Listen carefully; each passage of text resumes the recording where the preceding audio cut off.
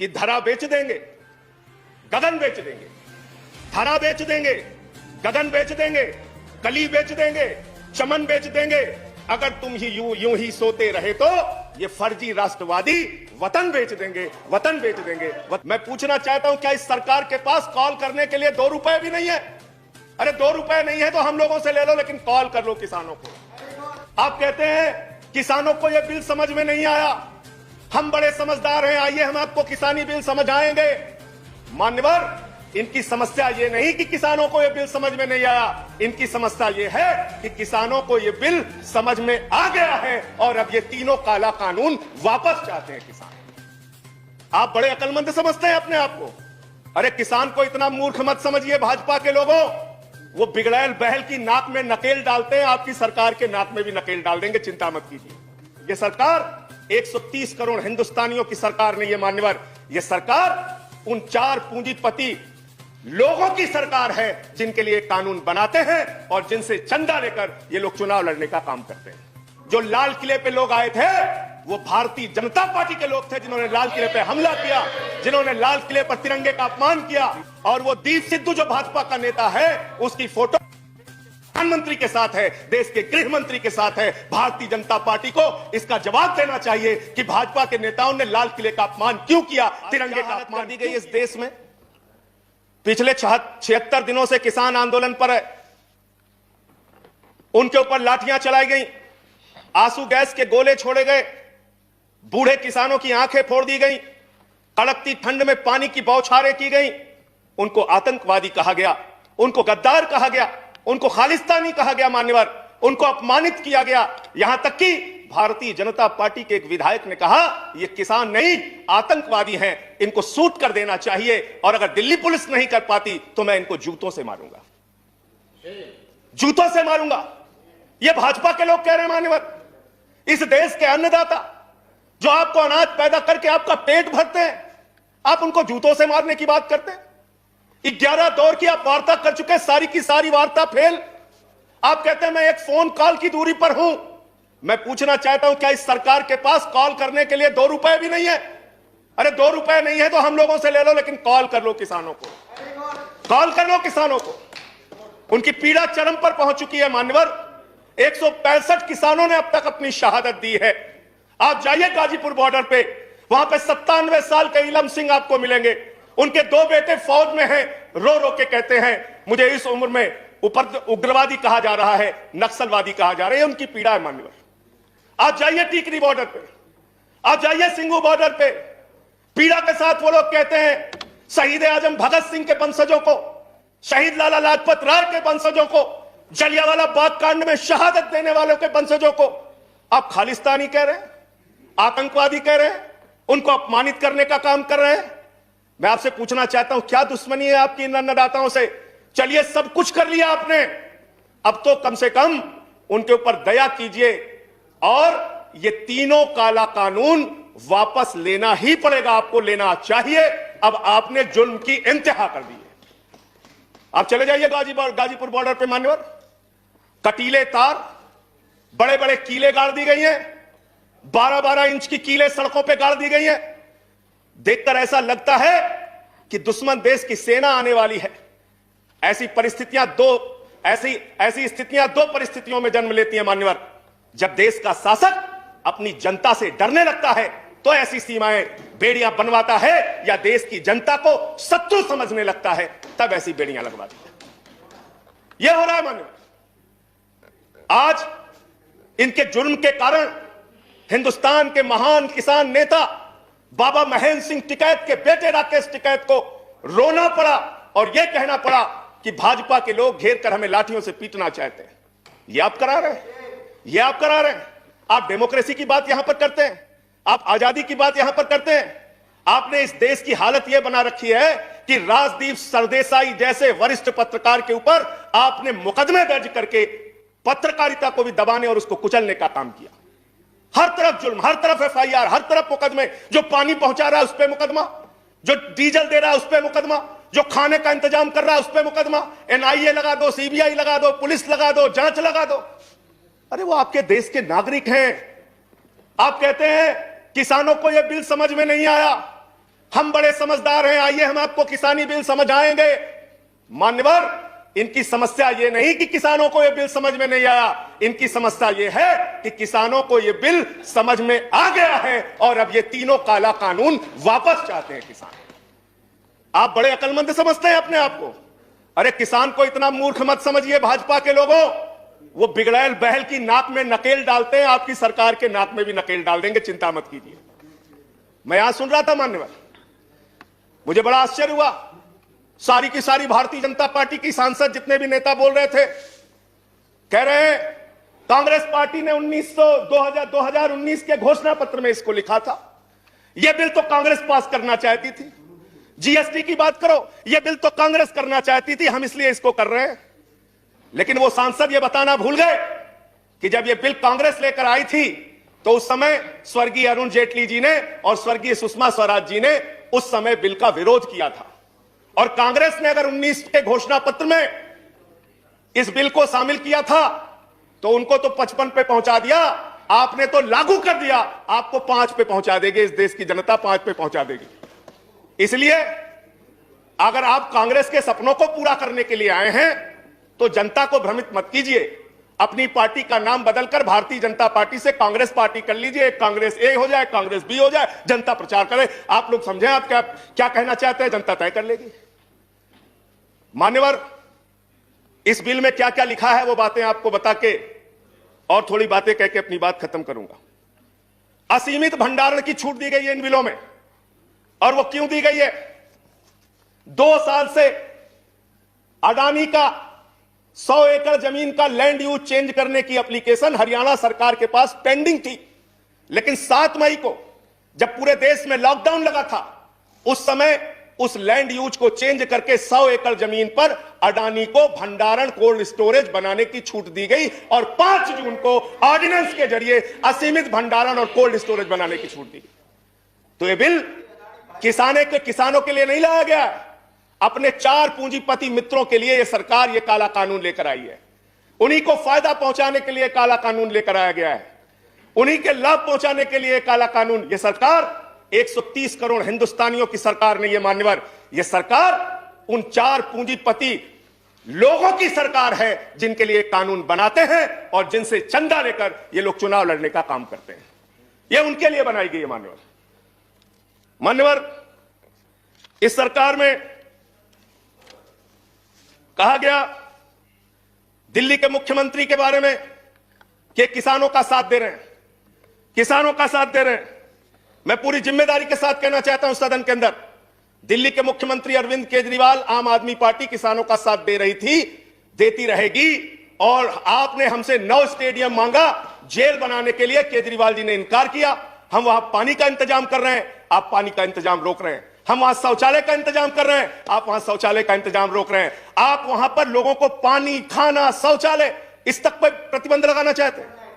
Internet, वो दुश्मन देश के नागरिक है क्या? उनके साथ इस तरह का व्यवहार आप कर रहे हैं। एक माहौल बनाया गया 26 जनवरी को, लाल किले पे हमला, लाल किले पे हमला। 7 रूट पे किसान ट्रैक्टर रैली लेके निकला मान्यवर, तिरंगा रैली लेके निकला, और 7 रूट पर कहीं किसान ने कोई उपद्रव नहीं किया, कोई हिंसा नहीं की। जो लाल किले पे लोग आए थे वो भारतीय जनता पार्टी के लोग थे जिन्होंने लाल किले पे हमला किया, जिन्होंने लाल किले पर तिरंगे का अपमान किया। और वो दीप सिद्धू जो भाजपा का नेता है, उसकी फोटो प्रधानमंत्री के साथ है, देश के गृह मंत्री के साथ है। भारतीय जनता पार्टी को इसका जवाब देना चाहिए कि भाजपा के नेताओं ने लाल किले का अपमान क्यों किया, तिरंगे का अपमान क्यों किया। मैं ये कहना चाहता हूं मान्यवर, आज वो दीप सिद्धू संजय जी कंक्लूड कीजिए। सर सबको समय मिला, मुझे भी थोड़ा समय I have given sufficient time. सबको समय दिया, मुझे भी समय दिया। नो 10 मिनट दीजिए सर। 10 मिनट दिया मैं। मान्यवर, दीप सिद्धू भाजपा का नेता, वो फरार है जिसने लाल किले पे हमला किया, जिसने तिरंगे का अपमान किया।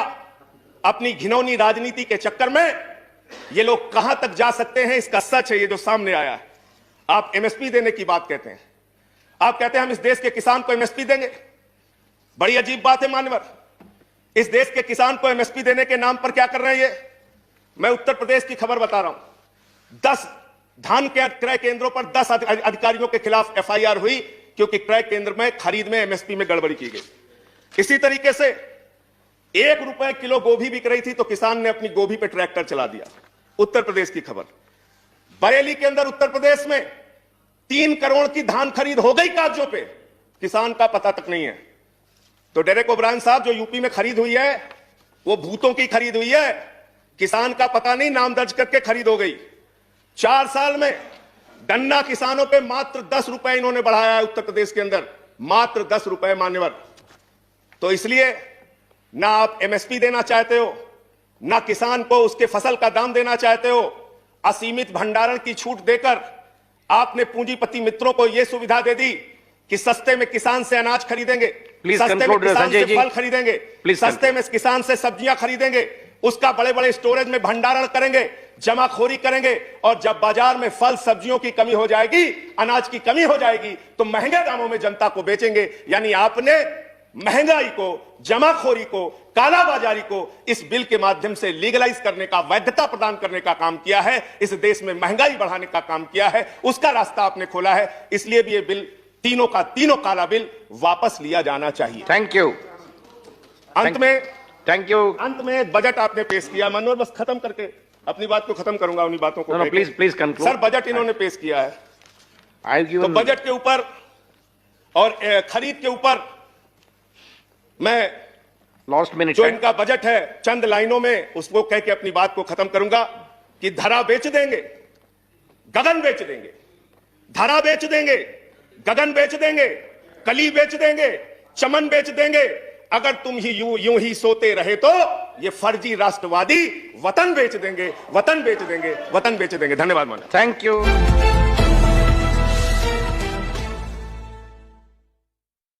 कि धरा बेच देंगे, गगन बेच देंगे, धरा बेच देंगे, गगन बेच देंगे, कली बेच देंगे, चमन बेच देंगे, अगर तुम ही यूं ही सोते रहे तो ये फर्जी राष्ट्रवादी वतन बेच देंगे, वतन बेच देंगे।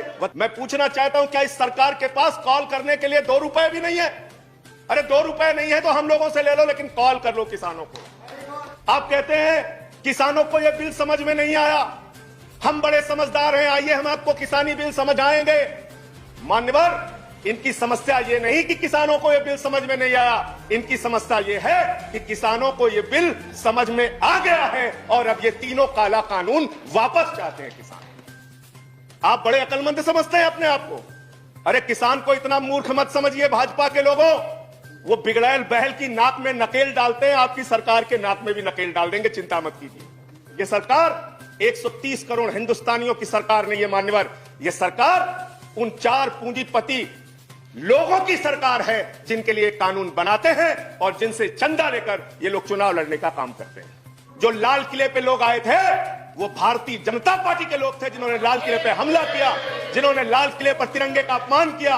और वो दीप सिद्धू जो भाजपा का नेता है, उसकी फोटो प्रधानमंत्री के साथ है, देश के गृह मंत्री के साथ है। भारतीय जनता पार्टी को इसका जवाब देना चाहिए कि भाजपा के नेताओं ने लाल किले का अपमान क्यों किया, तिरंगे का अपमान दी गई इस देश में। पिछले 76 दिनों से किसान आंदोलन पर है,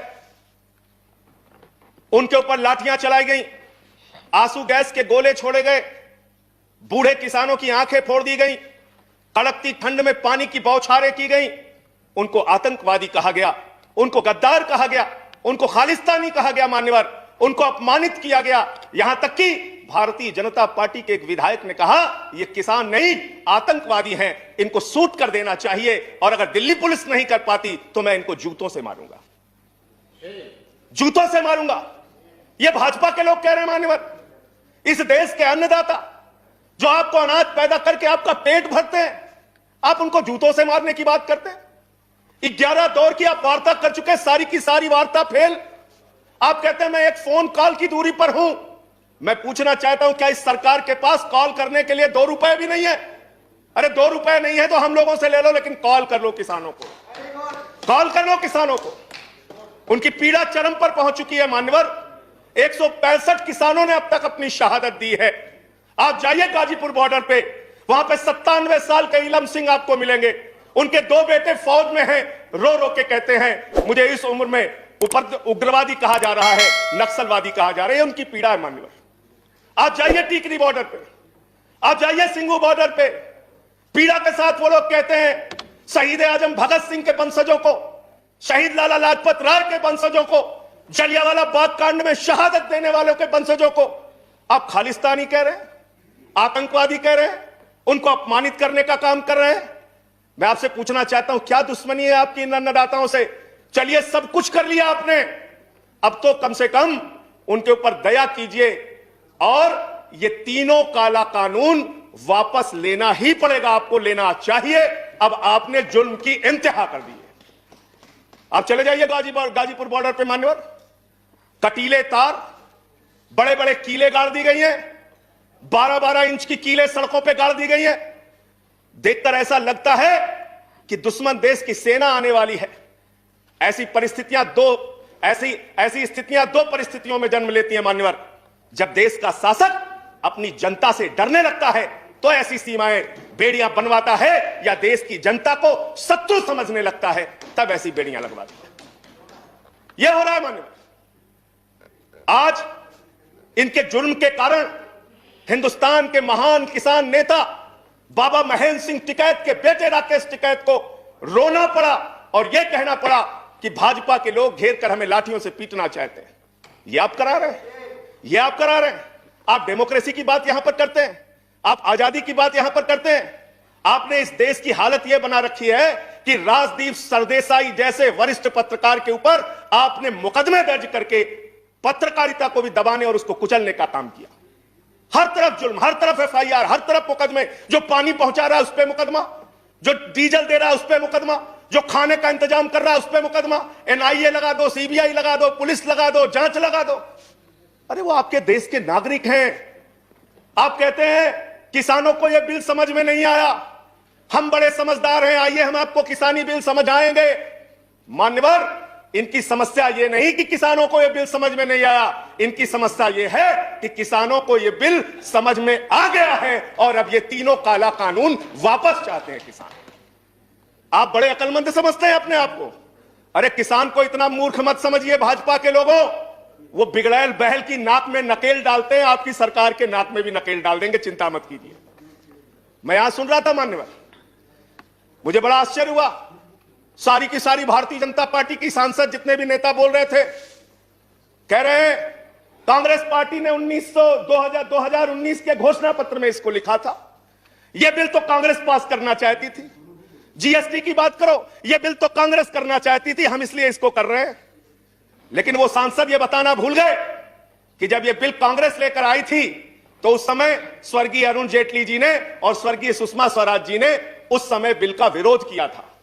और कांग्रेस ने अगर 19 के घोषणा पत्र में इस बिल को शामिल किया था तो उनको तो 55 पे पहुंचा दिया, आपने तो लागू कर दिया, आपको 5 पे पहुंचा देगी, इस देश की जनता 5 पे पहुंचा देगी। इसलिए अगर आप कांग्रेस के सपनों को पूरा करने के लिए आए हैं तो जनता को भ्रमित मत कीजिए। अपनी पार्टी का नाम बदलकर भारतीय जनता पार्टी से कांग्रेस पार्टी कर लीजिए, कांग्रेस ए हो जाए, कांग्रेस बी हो जाए, जनता प्रचार करे। आप लोग समझें आप क्या कहना चाहते हैं, जनता तय कर लेगी। मान्यवर, इस बिल में क्या क्या लिखा है वो बातें आपको बता के और थोड़ी बातें कह के अपनी बात खत्म करूंगा। असीमित भंडारण की छूट दी गई है इन बिलों में, और वो क्यों दी गई है? 2 साल से अडानी का 100 एकड़ जमीन का लैंड यूज चेंज करने की एप्लीकेशन हरियाणा सरकार के पास पेंडिंग थी। लेकिन 7 मई को जब पूरे देश में लॉकडाउन लगा था, उस समय उस लैंड यूज को चेंज करके 100 एकड़ जमीन पर अडानी को भंडारण कोल्ड स्टोरेज बनाने की छूट दी गई और 5 जून को ऑर्डिनेंस के जरिए असीमित भंडारण और कोल्ड स्टोरेज बनाने की छूट दी गई। तो यह बिल किसानों के लिए नहीं लाया गया, अपने 4 पूंजीपति मित्रों के लिए यह सरकार यह काला कानून लेकर आई है। उन्हीं को फायदा पहुंचाने के लिए काला कानून लेकर आया गया है, उन्हीं के लाभ पहुंचाने के लिए काला कानून। यह सरकार 130 करोड़ हिंदुस्तानियों की सरकार नहीं है मान्यवर, यह सरकार उन 4 पूंजीपति लोगों की सरकार है जिनके लिए कानून बनाते हैं और जिनसे चंदा लेकर ये लोग चुनाव लड़ने का काम करते हैं। यह उनके लिए बनाई गई है मान्यवर। इस सरकार में कहा गया दिल्ली के मुख्यमंत्री के बारे में कि किसानों का साथ दे रहे हैं, किसानों का साथ दे रहे हैं। मैं पूरी जिम्मेदारी के साथ कहना चाहता हूं सदन के अंदर दिल्ली के मुख्यमंत्री अरविंद केजरीवाल आम आदमी पार्टी किसानों का साथ दे रही थी, देती रहेगी। और आपने हमसे 9 स्टेडियम मांगा जेल बनाने के लिए, केजरीवाल जी ने इनकार किया। हम वहां पानी का इंतजाम कर रहे हैं, आप पानी का इंतजाम रोक रहे हैं। हम वहां शौचालय का इंतजाम कर रहे हैं, आप वहां शौचालय का इंतजाम रोक रहे हैं। आप वहां पर लोगों को पानी, खाना, शौचालय इस तक पर प्रतिबंध लगाना चाहते हैं। इंटरनेट, वो दुश्मन देश के नागरिक है क्या? उनके साथ इस तरह का व्यवहार आप कर रहे हैं। एक माहौल बनाया गया 26 जनवरी को, लाल किले पे हमला, लाल किले पे हमला। 7 रूट पे किसान ट्रैक्टर रैली लेके निकला, मान्यवर तिरंगा रैली लेके निकला, और 7 रूट पर कहीं किसान ने कोई उपद्रव नहीं किया, कोई हिंसा नहीं की। जो लाल किले पे लोग आए थे वो भारतीय जनता पार्टी के लोग थे, जिन्होंने लाल किले पे हमला किया, जिन्होंने लाल किले पर तिरंगे का अपमान किया। और वो दीप सिद्धू जो भाजपा का नेता है, उसकी फोटो प्रधानमंत्री के साथ है, देश के गृह मंत्री के साथ है। भारतीय जनता पार्टी को इसका जवाब देना चाहिए कि भाजपा के नेताओं ने लाल किले का अपमान क्यों किया, तिरंगे का अपमान क्यों किया। मैं ये कहना चाहता हूं मान्यवर, आज वो दीप सिद्धू संजय जी कंक्लूड भागा फिर कीजिए। रहा है। सर सबको समय मिला, मुझे भी थोड़ा समय I have given sufficient time. सबको समय दिया, मुझे भी समय दिया। नो 10 मिनट दीजिए सर। 10 मिनट दिया मैं। मान्यवर दीप सिद्धू भाजपा का नेता, वो फरार है जिसने लाल किले पे हमला किया, जिसने तिरंगे का अपमान किया। अपनी घिनौनी राजनीति के चक्कर में ये लोग कहां तक जा सकते हैं, इसका सच है ये जो सामने आया है। आप एमएसपी देने की बात कहते हैं, आप कहते हैं हम इस देश के किसान को एमएसपी देंगे। बड़ी अजीब बात है मान्यवर, इस देश के किसान को एमएसपी देने के नाम पर क्या कर रहे हैं ये?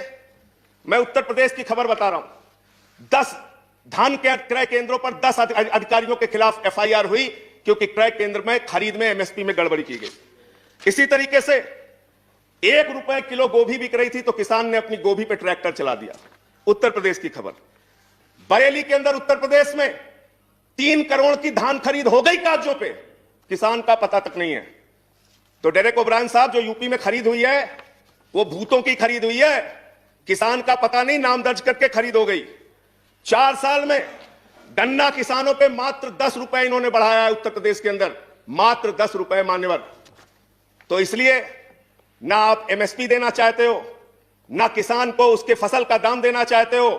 असीमित भंडारण की छूट देकर आपने पूंजीपति मित्रों को यह सुविधा दे दी कि सस्ते में किसान से अनाज खरीदेंगे, सस्ते में किसान से फल खरीदेंगे, सस्ते में किसान से सब्जियां खरीदेंगे, उसका बड़े बड़े स्टोरेज में भंडारण करेंगे, जमाखोरी करेंगे। और जब बाजार में फल सब्जियों की कमी हो जाएगी, अनाज की कमी हो जाएगी, तो महंगे दामों में जनता को बेचेंगे। यानी आपने महंगाई को, जमाखोरी को, कालाबाजारी को इस बिल के माध्यम से लीगलाइज करने का, वैधता प्रदान करने का काम किया है। इस देश में महंगाई बढ़ाने का काम किया है, उसका रास्ता आपने खोला है। इसलिए भी ये बिल, तीनों का तीनों काला बिल वापस लिया जाना चाहिए। Thank you.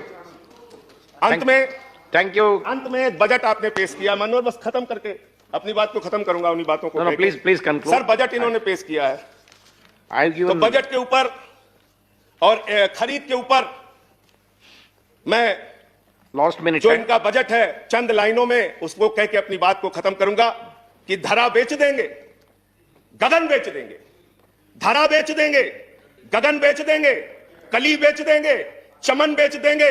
अगर तुम ही यूं ही सोते रहे तो ये फर्जी राष्ट्रवादी वतन बेच देंगे, वतन बेच देंगे, वतन बेच देंगे। धन्यवाद माननीय। Thank you.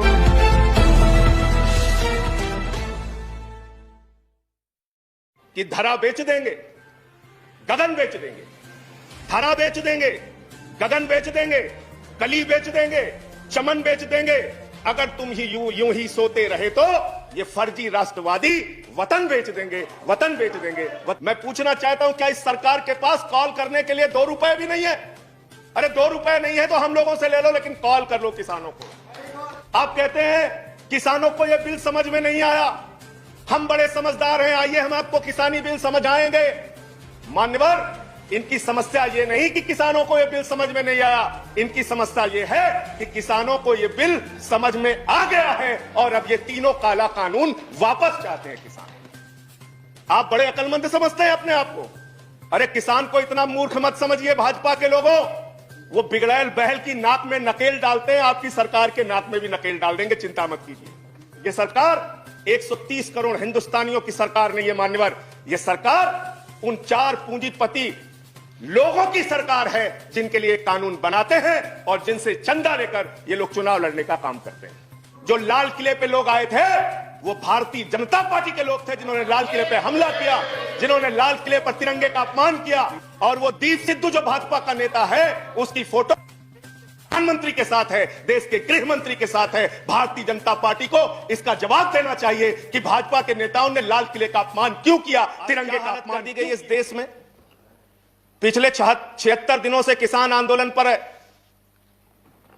उनके ऊपर लाठियां चलाई गई, आंसू गैस के गोले छोड़े गए, बूढ़े किसानों की आंखें फोड़ दी गई, कड़कती ठंड में पानी की बौछारें की गई। उनको आतंकवादी कहा गया, उनको गद्दार कहा गया, उनको खालिस्तानी कहा गया मान्यवर, उनको अपमानित किया गया। यहां तक कि भारतीय जनता पार्टी के एक विधायक ने कहा ये किसान नहीं आतंकवादी हैं, इनको सूट कर देना चाहिए और अगर दिल्ली पुलिस नहीं कर पाती तो मैं इनको जूतों से मारूंगा, जूतों से मारूंगा। ये भाजपा के लोग कह रहे हैं मान्यवर। इस देश के अन्नदाता जो आपको अनाज पैदा करके आपका पेट भरते हैं, आप उनको जूतों से मारने की बात करते हैं। 11 दौर की आप वार्ता कर चुके, सारी की सारी वार्ता फेल। आप कहते हैं मैं एक फोन कॉल की दूरी पर हूं। मैं पूछना चाहता हूं क्या इस सरकार के पास कॉल करने के लिए 2 रुपए भी नहीं है? अरे 2 रुपए नहीं है तो हम लोगों से ले लो, लेकिन कॉल कर लो किसानों को, कॉल कर लो किसानों को। उनकी पीड़ा चरम पर पहुंच चुकी है मान्यवर।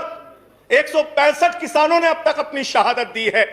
आप जाइए गाजीपुर बॉर्डर पे, वहां पे 97 साल के इलम सिंह आपको मिलेंगे। उनके 2 बेटे फौज में हैं, रो रो के कहते हैं मुझे इस उम्र में ऊपर उग्रवादी कहा जा रहा है, नक्सलवादी कहा जा रहा है। उनकी पीड़ा है मान्यवर। आप जाइए टीकरी बॉर्डर पे, आप जाइए सिंगू बॉर्डर पे, पीड़ा के साथ वो लोग कहते हैं शहीद आजम भगत सिंह के वंशजों को, शहीद लाला लाजपत राय के वंशजों को, जलियांवाला बाग कांड में शहादत देने वालों के वंशजों को आप खालिस्तानी कह रहे हैं, आतंकवादी कह रहे हैं, उनको अपमानित करने का काम कर रहे हैं। मैं आपसे पूछना चाहता हूं क्या दुश्मनी है आपकी इन अन्नदाताओं से? चलिए सब कुछ कर लिया आपने, अब तो कम से कम उनके ऊपर दया कीजिए और ये तीनों काला कानून वापस लेना ही पड़ेगा, आपको लेना चाहिए। अब आपने जुल्म की इंतहा कर दी है। आप चले जाइए गाजीपुर बॉर्डर पे मान्यवर, कटीले तार, बड़े बड़े कीले गाड़ दी गई हैं, 12-12 इंच की कीले सड़कों पे गाड़ दी गई हैं। देखकर ऐसा लगता है कि दुश्मन देश की सेना आने वाली है। ऐसी स्थितियां दो परिस्थितियों में जन्म लेती हैं मान्यवर। जब देश का शासक अपनी जनता से डरने लगता है तो ऐसी सीमाएं बेड़ियां बनवाता है, या देश की जनता को शत्रु समझने लगता है तब ऐसी बेड़ियां लगवाता है। यह हो रहा है मान्यवर।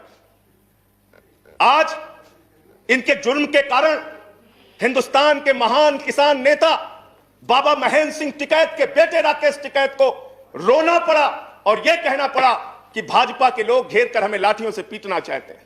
यह आप करा रहे हैं, यह आप करा रहे हैं। आप डेमोक्रेसी की बात यहां पर करते हैं, आप आजादी की बात यहां पर करते हैं। आपने इस देश की हालत यह बना रखी है कि राजदीप सरदेसाई जैसे वरिष्ठ पत्रकार के ऊपर आपने मुकदमे दर्ज करके पत्रकारिता को भी दबाने और उसको कुचलने का काम किया।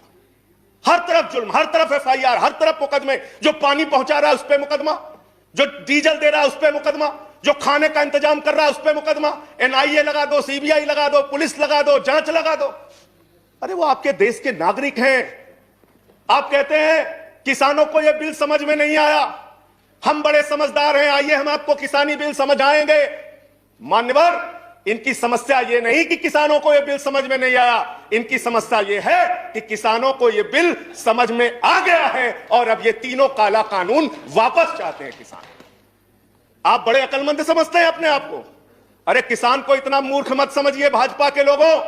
वो बिगड़ैल बहल की नाक में नकेल डालते हैं, आपकी सरकार के नाक में भी नकेल डाल देंगे, चिंता मत कीजिए। मैं यहां सुन रहा था मान्यवर, मुझे बड़ा आश्चर्य हुआ। सारी की सारी भारतीय जनता पार्टी की सांसद जितने भी नेता बोल रहे थे, कह रहे हैं कांग्रेस पार्टी ने 2019 के घोषणा पत्र में इसको लिखा था।